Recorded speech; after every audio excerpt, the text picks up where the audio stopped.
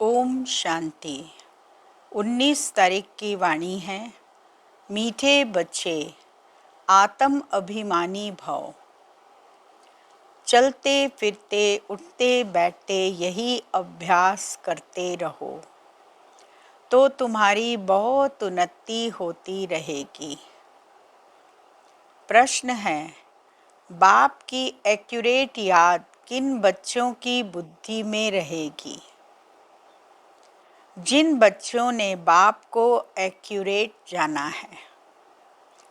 कई बच्चे कहते हैं कि बिंदु को भला कैसे याद करें।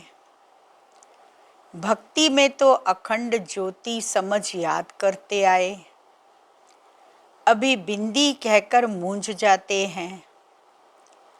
इसीलिए पहले पहले यह निश्चय हो कि बाप अखंड ज्योति नहीं, वह तो अति सूक्ष्म बिंदु है, तब याद एक्यूरेट रह सकती है।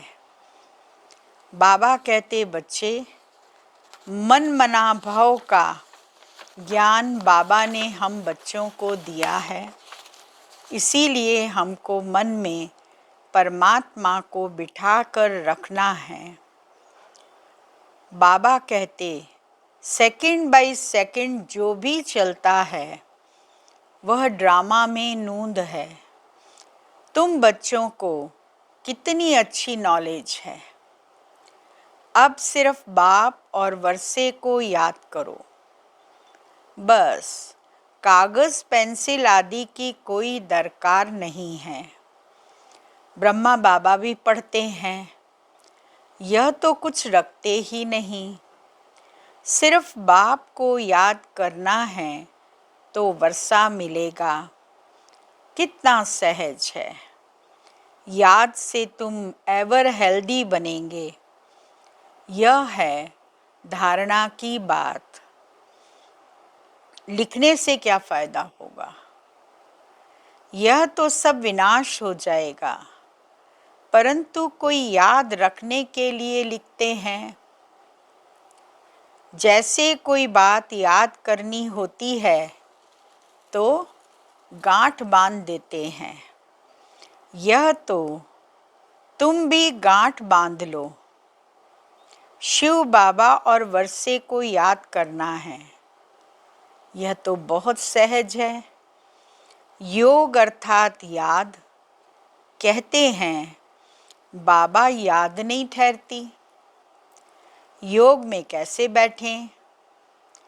अरे लौकिक बाप की याद उठते बैठते चलते फिरते रहती है। तुम भी सिर्फ याद करो, बस बेड़ा पार है। अच्छा, मीठे मीठे सिकी लदे बच्चों प्रति माता पिता बाप दादा का याद प्यार और गुड मॉर्निंग।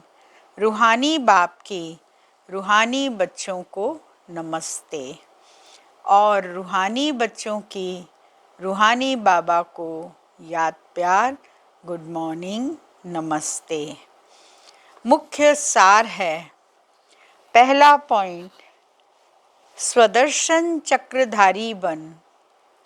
84 का चक्कर बुद्धि में फिराते रहना है। बेहद बाप को याद कर बेहद का वर्षा लेना है। पावन बनना है।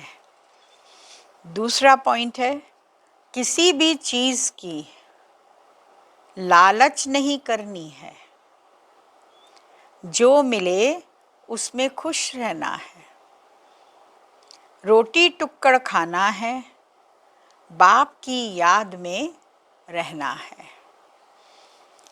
वरदान है, सर्व के दिलों के राज को जान, सर्व को राजी करने वाले सदा विजयी भव। विजयी बनने के लिए हरेक के दिल के राज को जानना है। किसी के मुख द्वारा निकलने वाले आवाज़ से उनके दिल के राज को जान लो तो विजयी बन सकते हो। लेकिन दिल के राज को जानने के लिए अंतर्मुखता चाहिए।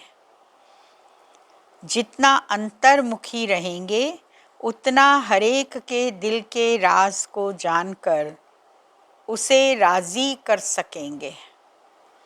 राज़ी करने वाले ही विजयी बनते हैं।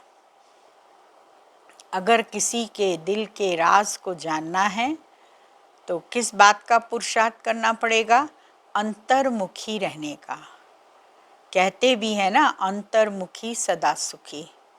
जो अंतर मन में हमेशा परमात्मा को याद करता रहता है, अजापा जाप करता रहता है, वो सदा सुखी भी रहता है और आने वाला व्यक्ति मिलने जो आएगा उसके मन की बात भी वो जान लेता है।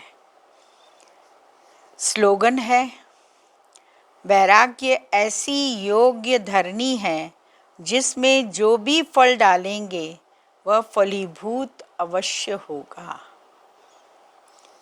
अव्यक्ति इशारा है, सदा उमंग उल्लास में एक रस रहने के लिए जो भी संबंध में आते हैं, चाहे स्टूडेंट चाहे साथी, सभी को संतुष्ट करने की उत्कंठा हो। सर्व को संतुष्ट कर सकें, इस बात की हमको चाहना रहनी चाहिए। जिसको भी देखो उससे हर समय गुण उठाते रहो। सर्व के गुणों का बल मिलने से सदा काल के लिए उत्साह एक रस रहेगा। गुणग्राही बनो, अवगुणों को देखते हुए भी नहीं देखना।